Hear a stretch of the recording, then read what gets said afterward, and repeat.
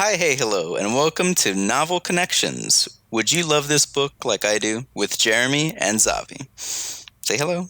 Hi. Yep, not awkward. This week's Wreck Me Reads is The Midnight Plan of the Repo Man by W. Bruce Cameron. And narrated by George K. Wilson. All right, Jeremy, sell me the book with no spoilers. Okay, so no spoilers. And so this is what I came to you with and proposed that we should read this book. This book is a mystery with some subtle supernatural into it, right? It's a mountain town. In the winter, it's cold, it's very atmospheric, but it's also kind of get a vibe of a big like murder mystery plot going on, and also some subtle supernaturalness with like dealing with a ghost or maybe a ghost or the afterlife or some kind of possibility with that. But that's like the most supernatural it gets in there, which is pretty good. But it's a whole book dedicated to this one Repo Man and his trials as he goes along, and kind of gets a touch of the supernatural as he uncovers mysteries, and is also just it's very, what's the word? This is gonna be a reoccurring thing where I forget the word. So it's me saying, Just what's the word? one singular word. Oh yeah, it's just the one word that I don't know. I know all the other ones. Okay, well, to be honest, I don't think I actually realized what a repo man was until I started reading the book. And then I was like, Oh, wow. Okay, well, see, that helps. So the whole premise of Novel Connections is that we bring each other a book so this is a book I've read. This is a book I love. This is a book I own. And this is a book I was happy to read again. But you've never read it. No, never heard of it. So this is, you never even heard of a fucking Repo Man, apparently. This is a book I want you to love as much as I do, which is hence, would you love this book like I do? So I have to do a soft sell.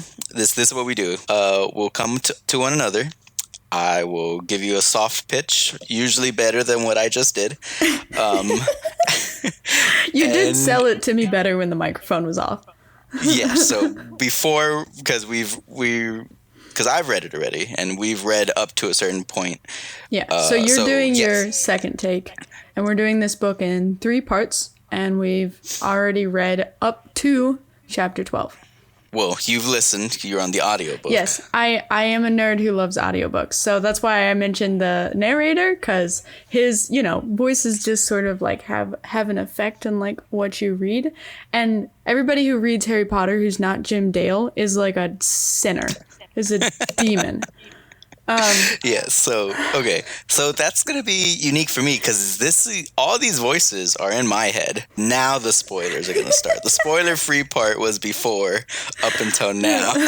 Yeah, that might be helpful. So, well, I guess we could get into it a bit. I think the book design itself is fun, and the chapters are real easygoing and they flow into one another. I felt like. How did you feel first reading these chapters? Obviously, you listened to them. So how did it feel? Did it feel kind of like a smooth motion? Did you feel bored at any point? Or was it like a good progression, at least for these opening chapters? So in the first, so you already told me that there was kind of a prologue, right? And the book's is labeled a prologue. And it doesn't seem terribly connected at first because the dude is... the dude dies. The dude dies out in the woods. In the prologue, you aren't introduced to who this person is. Mm-hmm. It's in all italics, right? It's like a italic prologue. Well, from my point of view. Yeah, I didn't see the italics. They were there. You missed. But yes. Whoops. How do you speak italics? You turn your head. You've got to slant your head, and then the voice is different. Oh, head tilt? Yeah, a little head tilt. Okay, yeah. So the guy dies.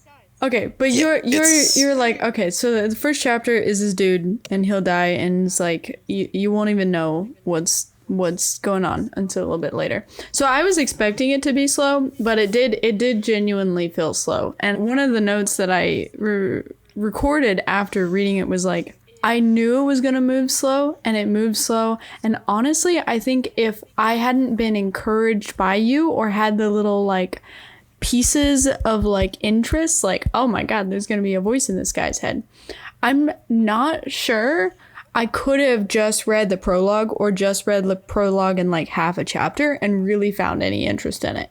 Because I was like, I like the book so far. I will say that. I like the book so far. But just within the first like 2 chapters, I wasn't hooked. It was not boring, but I wasn't hooked. Because I think... No, that's fair, yeah. Like, even some people might skip a prologue. So, especially if you just jumped into the first chapter and you start learning about Reddy McCain, a repo man, right? You're first introduced to him. So, like, this is if you skip the prologue, which is, I think, a bit better. Not skipping the prologue, it was what I meant. It's because the prologue starts with someone saying they're afraid, they're driving through the woods, and you're like, why are you driving through the woods? And it doesn't have any rhyme or reason. You're not set in any place. It's just an abstract woods person in car. And then all of a sudden, he's eventually attacked as he's surprised to see this person that he kind of knows, kind of doesn't know. Like, it's a lot of...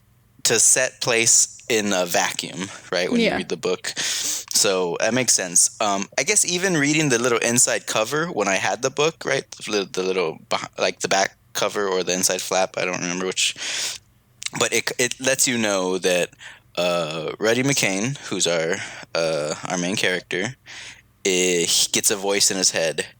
And that's weird, right? Because the voice says he was murdered, and it kind of gives like little dips like that, and you go, okay. So for me, I very much need either some form of thriller, some form of mystery, some form of sci-fi. I'm super picky with books, so the fact that this one caught me, and I actually enjoyed it, and for me, the first flow of that, I think there's some moments in it where it's like, also this is going to be unique because it's a guy writing a very guy's perspective thoughts. So there's some points where he's like calling himself dumb, where he says the dumbest thing to a lady when he shouldn't. Oh my God, that was so funny. I enjoyed that so much. When he started talking to Katie, it threw me off because it was just like the prologue, and it was like, okay, that's totally out of context. And then it was just like him meeting this chick and like not feeling like he had things under control, and then embarrassing the shit out of himself, and like, God damn it, why can't I just be funny? And I was like, all right, it felt so out of nowhere, but I was like, at least that experience really kind of built sort of like, I think, how we were intended to sort of view him. It built up kind of his life. And I don't know how I feel about her being the voice in his head's daughter. Well, okay, so I think we're jumping ahead. So chapter 1, a conversation with Albert Einstein. It's such a jump from the prologue of someone, feeling like literally feeling themselves die, and is still talking when people are like, there's 2 people who killed him, were like, nope, he's dead, and he's like, no, I'm not, right? That's like that's a very what's like a survivor mentality, right? A good fight left in him. But it was just interesting. And then it talks about it's Reddick McCain or Reddy.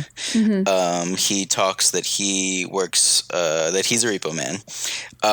And how long did it take you before you realized what a repo man was? Was it right away? Because it was pretty right away. Like, okay, good. He was like there to steal a car and bring it back to like the dealership or whatever, and I was like, oh, I get it.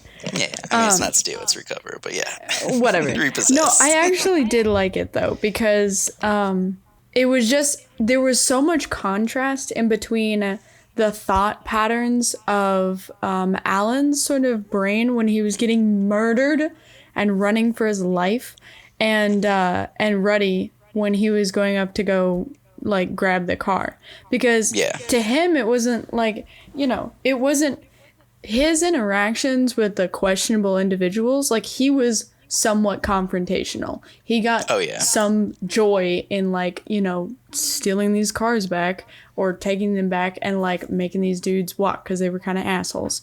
And so it's like, especially when Alan gets into his head and you see the contrast in how Alan views it versus Ruddy views it, like, I really liked that because I think it built up nicely in the sense that these are obviously two extremely different individuals with very different sort of like modes of being.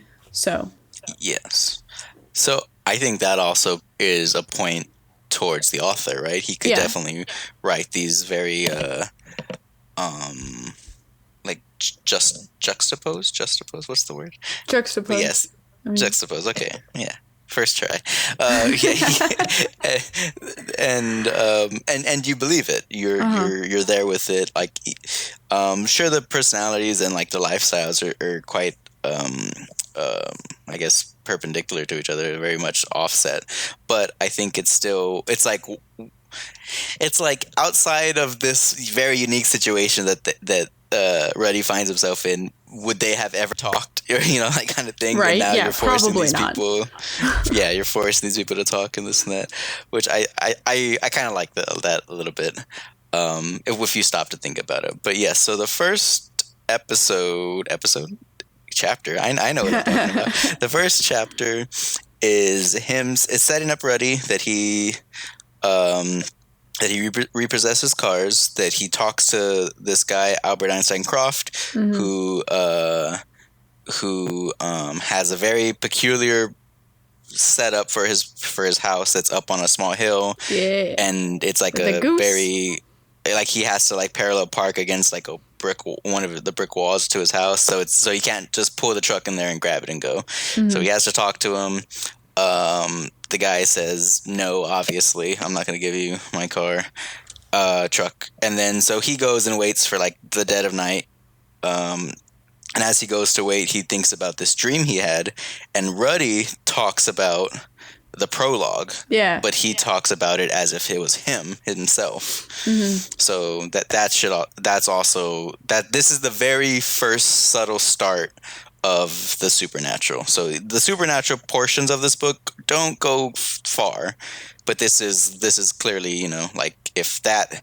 So this also lets you, if you don't know right away, right? Because if I didn't tell you, you're like, oh, he just had that weird dream and now he's remembering it, right? Like from the prologue to this. Yes. Someone could make that assumption before thinking like, oh, it's a whole separate guy. I mean, it still is a separate guy. Yes, but if you were just reading without having read that it's a voice in the head, then you could be like, oh, he had a weird dream. He had a weird dream. I have weird dreams all the time. All the time. All the time. Oh, no. I mean, but he also meets Katie. Oh, my God. Yeah. Because he's... Yeah, because it's a bit drizzly and rainy. Which I don't know how I feel about that. I don't know how I feel about him meeting Katie. What do you mean? It feels cliche. She's like, oh, so perfect. Just like, oh. But then she's got a boyfriend and he's like, ah. Although, like, why? I want to know more of what's going on with that. But it like jumps into, so what I do really appreciate that he has kind of like his underlying life story and like something about the football stuff and like something about this freaking cheerleader. Yeah. And like you're jumping way too many chapters. I know. Okay, like, well, how about we speed it up then? He meets this girl Katie. I think I just real quick, when he asks, because her car won't start and and he's in a tow truck and she's asking for help, and he asks her, why won't it start, as if reading from the book of Stupid Responses for Men. It's just those little subtle like lines in the book where he like evaluates his decisions, like his voices and his words. I find that highly amusing, and it keeps things going so much. It helped me like just continue reading and tear through this. So that's why I thought this wasn't as slow of a start, because there's like a little... There's these small little subplots going through. Yes, so it's a guy meeting a girl. Boom, right? Easiest thing to do ever. But it's also a guy needing to repossess a car. It's also a guy working at a bar needing to make money by repossessing the cars. It's also a guy who is in a small town and knows the locals. This Claude and Wilma, the Wolf Fingers, right? It's also a guy who looks after another guy named Jimmy, who's a himbo. He's a himbo. Pure himbo. But that's why you gotta take care of those guys. You know, you gotta cherish them. Do you know? I mean, if not, they get into the mess that he got into, which is yes. People mail. So he was mailed checks, and he cashed them with Ruddy's boss, Milton. And so then he's gonna look into these bogus checks because they all bounced for $5,000. But yeah, he's such a himbo that he was like, I'll pay you with my last blank check if you figure out what's going on with the other checks. Yeah, because that's how that works. But then the duck, he goes and tries to repossess the car, and then he gets attacked by a duck, and then he comes back and he's wearing like this bear head from the Black Bear bar. Yeah, it's a goose. Fantastic. Okay, a goose, not a duck. He thinks it's a duck. When he tells him to go in the garage. The owner calls it a duck. And then yes, that's a low point for Ruddy in the story, because he goes at night to repossess the vehicle because he's trying to pick the lock, but he feels that sense of fear as he did in the dream, and he doesn't know why. And as soon as he walks a little closer, the spotlights hit on, like the motion sensor lights. Yeah. And so he's able to bug out. The feeling of anxiety has totally got to be Alan, because like at this point he already did he have Alan? He had Alan. He only heard "Where the hell am I?" The bear asked because okay, we mentioned the bear. So at the Black Bear bar, there's a stuffed black bear that Ruddy's father and uncle killed. They say. But yes, when he's talking to Jimmy about the checks and stuff, he hears, it says, "Where the hell am I?" The bear asked. Like that's verbatim what it said. Yeah. And then Ruddy's like, "Did you hear that?" And then Jimmy's like, "What?" And then he's like, "Oh, he just." Anyways, but yeah, so they talk more about the check, and then it comes back, and he has to go. He's fighting those people. Who are... Oh, that happened already? Yeah. He's fighting the two fucks that came to the bar and were flirting with the two chicks that were trying to hit on the himbo. And he's like, I'm gonna get into a fight. I'm gonna like push you in the corner. And he wasn't gonna put him in. He was losing. And then Alan in his head was like, push him into the corner. Something. Yeah. And he laid on top of him. Yeah. So at first it was like, where the hell am I? And then he goes, after talking to Jimmy, he goes back to talk to the Wolffingers, the couple. And then he hears them, he hears the bear for now, even though we know it's Alan later, say, "What a couple of idiots." And then he's like, "What? The bear's way over there." And then, Jimmy gets punched, and it cuts to chapter 3. Something feels wrong, and it's him having these two bikers from another down the road punch Jimmy because they were trying to get with the chicks that were drawn to Jimmy's himbo nature. Well, I'll just say, like, one of the things I did like about this section was just kind of the believability about like how the voice started showing up. Like both of them seem only semi-conscious to each other, and then like as they start interacting more, like there's a very understandable sort of like disbelief towards each other, where like Alan's like, what, how, where am I, where's my body, like what the hell's going on? And Ruddy's like, I'm literally going mad, like this is great, cool. As the reader, right, and also being that the book's from Ruddy's perspective, all we know is of the prologue dream, but he says it's a dream, and then he starts hearing this voice. So you're not privy to how much of my subtle supernatural definition that I gave earlier for the pitch is. Until like a few chapters later when they start having this full-on conversations back and forth. And I guess we could jump a bit ahead to that because you covered some of the bar fight anyways. But yeah, so when they're talking, there's one point where he's trying to think in his head to talk to him. Yeah. And then since he was thinking, Alan couldn't hear him because he had to talk out loud. And every time he hears Alan, it's as if he's speaking like right at his ear. Yeah. It sounds like, so I thought that was really smart. Like how they were like, whoa, it's like how they tried to, what's the word? Like your suspended disbelief is only so much because they try to put some very practical like facts with it, right? Like how he's like, well, if you hear someone talk and you're not looking at them, you know they're there talking, or if you're on the phone with someone, they're clearly not there with you, but you could still hear them. And it kind of was like that.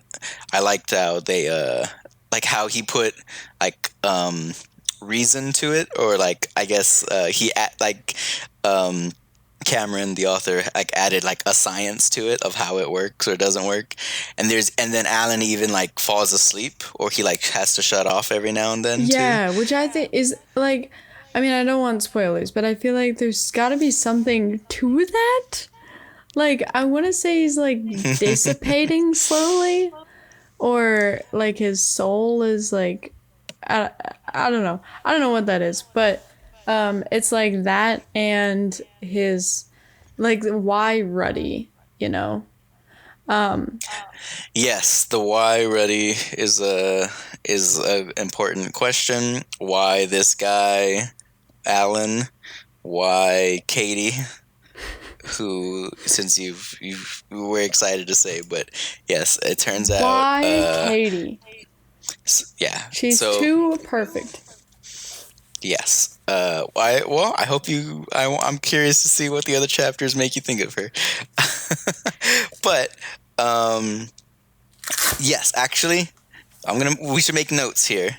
Notes that trying to get me to do homework. Okay.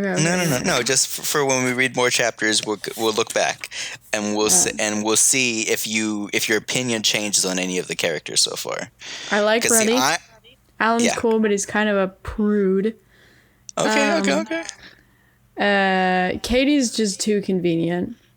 The other chick who sits down at the end of the bar and just eyes Ruddy the whole time, she wigs me the fuck out, and I don't like Janelle? I think her name is Janelle. Yeah, Janelle pisses me off. I'm like, dude, get a fucking life. Like, I get it. We've all been there. Get a fucking life. Jesus Christ. She was divorced. She's okay. She was life a former prom queen. After divorce, you can move on. Jesus Christ. She's trying to with everyone. No. No. She's finding instant gratification. She's not trying to move on. Exactly. Jesus Anyways. Christ. But yes, what about the Wolfingers, Claude and Wilma? They're just kind of like the obnoxious comic relief. Yeah, I agree. I always could picture them quite vividly for some reason, just because the way Cameron's able to describe that she's native and describe her dark hair, but they're both like older in their like 50s, 60s, and he's like I think he describes him by talking about he describes Claude, the husband, by just talking about like white hairs on his arm, and I feel like for some reason that just put them both in like this quite visual perspective for me, and I could picture them quite easily, especially when they're trying to be hush and trying to like talk about whatever their get rich quick schemes are. It's great. Yes. Also, let's see. But yeah, Jimmy, he's just a lovable himbo, you know. Yeah, he feels like a silly character. Like, he feels like he's only there to add plot points, to be honest. I guess I didn't break down his character like that yet. I mean, so what the fuck motives? He doesn't have any motive. You don't know that. You don't know what's what. He's just a dumb, lovable guy. Yeah, no, not lovable. He's just a dumb guy. Why is he not lovable? Because he doesn't literally do anything of substance except for come up to Ruddy and be like, I need help. I fucked up again. Like, Jesus fucking Christ. Yeah, it's pretty bad. And then the sister was falling for the dude, the idiot. That one got how me. Old is he? I didn't. Because how old is he? Because when I was listening to it, I could have sworn he was like 16 years old. No. And then, and then they start talking about the sister falling for him, and I was like, you're talking. No, Kermit. Kermit. Milton. Yeah, I'm talking about Kermit, the owner, and his nephew is Kermit. Milton. Yeah. Kermit so I guess something. when he said nephew, I just immediately assumed he was like 15, 16 years old. So when they were talking about the sister, like, you know, like enjoying going over and talking to him and being like, oh yeah, I was like, are you shitting me? She's like, what, late 20s or some shit? And how old is this kid? Yeah, she's late 20s. I think he's early 20s. Let me see if I can find it real quick. But I was really distressed by that. Yes, okay. I was distressed just because I don't like the Kermit character in general. Yeah, I don't like him either. Because the way that they described him, so they called him Kermit Kramer, because Milton Kramer is the owner of the Repo, the loan place, right, where he gets to repo places and stuff. But the way he describes him is saying that Kermit's a good name for him because he was shaped like a frog with narrow sloping shoulders and big wide hips. Like, he's very bottom heavy of a person. And then, like, he described Becky as kind of just like this kind of, what's the word? Not shallow in the sense of taste, but shallow in the sense of features. Like, he has like her hair is stringy, but he called it lifeless because it just hangs, has no volume to it. That she has that she doesn't smile, and this and that. And so I immediately was sympathetic towards her because this is his sister, and clearly she's struggling and she's stressed, but she's always working and stuff like that. And so I get why she would start talking to this random person. I just don't think it's they're not. Why this guy? I mean, they did say that the dating pool there was super awful. So there is that. It's a super small. Yeah, so that's probably what it was. But and then they go to the graveyard. Yes, which is in the town of so yeah. So the other town away, I forget the name of it. Anyways, it's by a river, by a creek. Damn it. Anyways, yes. Ruddy thinks he's schizophrenic, or he's hearing a voice in his head, right? So he's like, I'm going crazy. And then Alan, who he introduced himself, is able to tell him all these things. Like, I had a wife, I had a kid, I had a kid, doing realty. Kathy, that he was a realtor, or he was in real estate. He didn't say he was a realtor. Two different things. Fun fact. Yeah. That he was in real estate, that he was in that town, that he knows that he could walk him down to anywhere in the city, that he bought a plot, that he bought a grave marker, like a plot, so if he was going to be buried, he would be buried there. But when they go, there's no grave at all, there's no graveyard at all. It's just it's like a field past this factory. They go to try to find his real estate office, and that's closed down. There's other shops there instead. So it looks more and more like Alan doesn't exist, and that's a good point of contention for at least a few chapters. But then he tries to call Katie, and Katie has the same last name as Alan. Mm-hmm. And he hits her voicemail, and she says, "You reached Katie Turner." Turner? Or no, I don't think it was Turner. No, it was not someone Turner. with an L. Oh crap! How did I forget the names already? I'm very bad with names, by the way. So if you ever give me a book, or when you do give me a book and I don't know names, you're gonna be so mad at me. Lautner. Yeah. Right. Yeah. Katie Lautner. It's that sounds Katie right. Lautner. But Alan only referred to her as Kathy. Yeah. And yes. So that was. So he freaks out then, and he doesn't tell. He has not told. He has not told Alan about that he's seen, that he met her and knows that the last name's the same. Yeah. Yeah, that's gonna be a shit show whenever that comes to be. Yes, it's gonna be so fun. But yeah, he's like, I don't ever have to tell her. And yes, so between him getting cars, between him meeting Kermit, he's pretty much training his replacement, and he realizes it, and he's like, ah, crap. I think that was like a pretty, like, even though that was happening and he was just like rolling with it, there was the one line before he talked about it. He was like, Milton, the owner, he's like, he doesn't need two people. I'm literally training my replacement. Yeah. And then he pauses and he thinks, he's like, I honestly don't know if I'm anything if I'm not a repo man, right? Like if like that's like the last thing he has to his name. Yeah. And so that was like a point. And then the fact that he's still going through the motions and helping and trying, which is, I don't know, it points a lot to his character himself. So that was like one of my mental notes. But yes, Alan tells him I was murdered. And then eventually he, yeah. Oh, also in so while the whole Alan thing's happening, he's doing Reddy's doing repossessions, right? He's trying to get cars, and also he's trying to figure out why Jimmy got those bad checks. So he goes to the bank and he talks to the lady there. Oh yeah. And he actually gets the information eventually. Finds out that like the same handwriting was that of like the banker's the like president of the bank's wife or whatever. Yeah. Yeah, because I want to know what happens with that. And then when they're at the graveyard, where Alan's family has the plot or whatever, that got moved because of the development of a factory.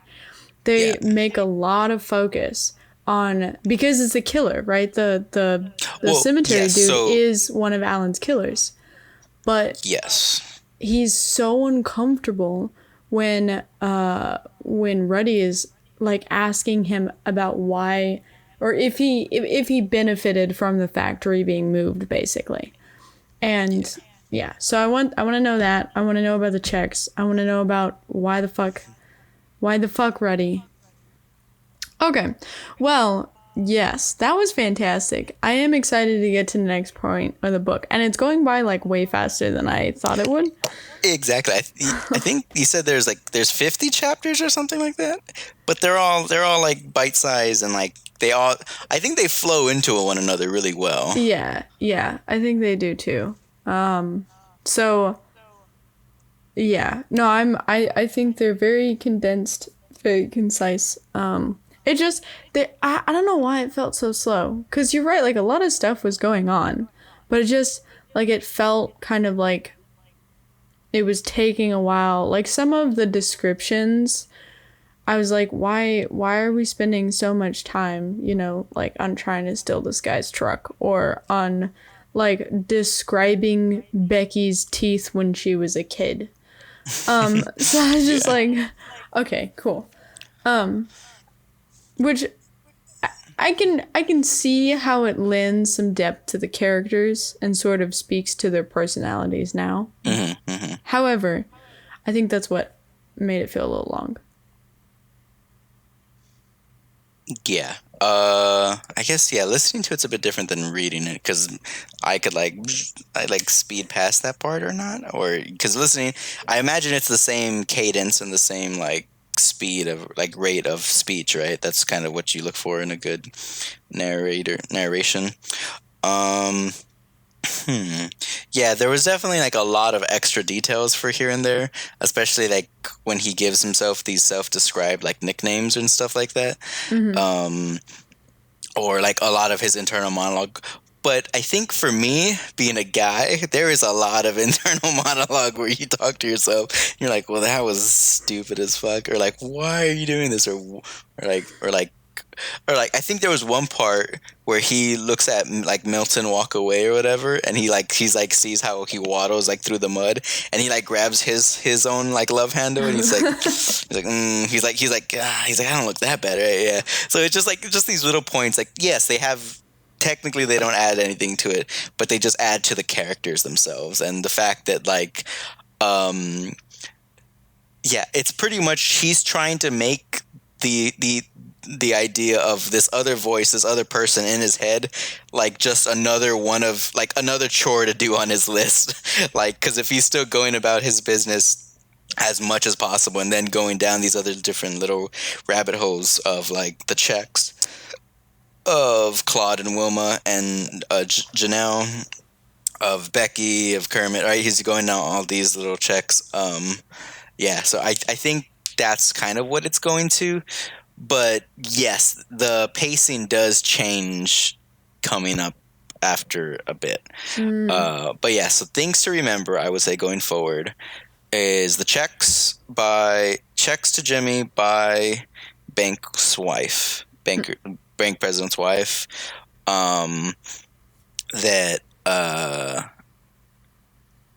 That Alan knows he's been dead for a while, that Ruddy believes him now because he was able to walk down that path in the woods that in the prologue that he ran.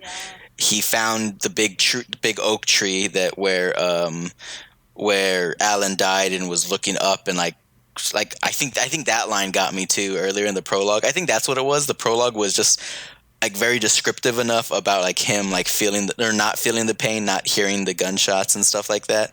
And then when they ask like, is he still breathing, and then the guy's like, no, he's dead, and then in his head he's like, no, I'm not dead. And then he's saying that the last thing he saw was the leaves falling and that the light was bright for like a long time. And I was like, oh man, that was like he saw the light pretty much, or whatever they were trying to get to. I thought that was crazy, and I think that was enough to like get me to keep reading. On the first read. On the second read, I definitely was like eager to get back into the story. So I knew, knowing what I know, it was a lot of fun. But Ruddy believes Alan, knows that he was a real person, and is just somehow in his head, and that's crazy. They met one of the killers, one of the people who killed Alan. He wore a toupee, that's why he didn't get recognized right away, but he wasn't wearing one now. He got confronted. Also, he was able to get the truck from Albert Einstein. Yeah, Albert but Einstein then he stole it back. He stole it back from Kermit because Kermit was trying to go like turn it in or something, and so that's another reoccurring thing. Yes, and Becky's mad with him. Oh yeah, with Ruddy, and so yeah, and then the Wolfingers, Claude and Wilma, one of their get rich schemes was like talking about a divorce and then having a slander. Having an insurance policy. And now he's with the other chick at the end of the bar who keeps trying to make Ruddy jealous. Dangerously close to ruining his actual marriage. But they fight all the time. Yeah, and that's literally where chapter 11 ended, with like Becky like seeing Wilma storm in and like which is funny. But also that points to Ruddy's character, right? He's not letting Claude do this, right? Even though he could just be like, y'all do whatever, y'all deal with it, right? Not my problem. But he's like, I think that's why we don't hate Ruddy himself. That's why we like him, because he's a likable guy. He's like, he has his humor. He's upset that Alan doesn't have a good sense of humor, which is fun here and there.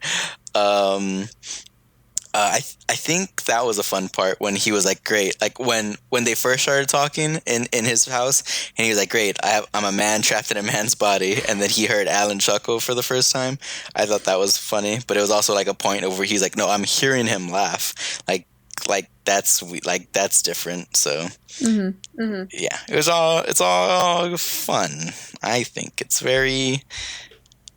So, we got 5 minutes. What are your final thoughts going in to these next legs? What are you what's the most exciting part, and what's like the thing that you could like that you've almost forgotten about already? The cheerleading thing, like I've already answered that story. And then I'm most excited about just to figure out what the hell's going on with the factory. I want to know what's going on with the factory. I don't know why that's like the one thing Yeah, I'm that's... like, ah! When they mentioned it and then there was no resolve. I was like, there's something with this fucking killer in the goddamn factory, and he got paid off for like moving bodies or something. I don't know. There's something. Yeah. Yeah. Those are very odd, specific things. But I like it because it's unique, and it's definitely like I think I don't remember how long it took me to read the book. The book's not terribly long, and usually if I'm hooked into something, I could tear through it. Like, I don't sleep, nothing. I don't need it. I just want to finish a good story. I kind of like get zoned in and zeroed in like that. So I don't know. I can't remember exactly how I was feeling the first time I read it. I was more interested in knowing exactly what the cheerleader was and how it hurt Rudy so much. Because when he was confronted with the cousin, he did not put up any jokes, did not do any confrontation. He was defeated instantly. And so that made me sad. I was like, oh shit, that's heavy. And then also, yeah, knowing like what's going on with Alan and this and the whole death thing. I think that's the main point, but it's really big. And then I just hated that Kermit and Becky started talking. I don't know why. It's just like one of those odd couples that you're like, come on. But it's a small town, so what do I know? I'm not from a small town. No, you are not. All right. I think that concludes this episode. Yes, The Midnight Plan of the Repo Man by W. Bruce Cameron. Chapters 1 through 11 is what we covered. And I'm trying to wreck you with this recommendation, you know? I'm ready. I want you to love this book as much as I do. The fact that you're like, meh, on certain parts, you shouldn't be. You should love it all. So we're ready off to a bad start. How do we do this? I will keep that in mind as soon as I recommend you a book. So we'll Yes. So that's also going to be a fun thing to later on to be like how I feel knowing the story and wanting you like, come on, like it. It's like when you show someone a video and you just stare at them, not even the video. You like look at for their reaction. That's all this is. And so I'm so excited when you're on the end and it's your feelings towards me of like, come on, like it. Yep. Love it. Yeah. But yes, we'll catch you in the next 10, 12 chapters, however much we want to tear into. Yeah. Well, we're trying to do it in 3 parts, right? 11 chapters. So another 11 chapters. Awesome. Well, until next time, we'll catch you on the flip side. I'm Jeremy. Okay, goodbye. Wait, you gotta say your name. You gotta outro yourself. Come on. You're just trying to run away. And she's Xavi. I'm Xavi. All right, let's do this again sometime. Yes, let's catch you on the flip side.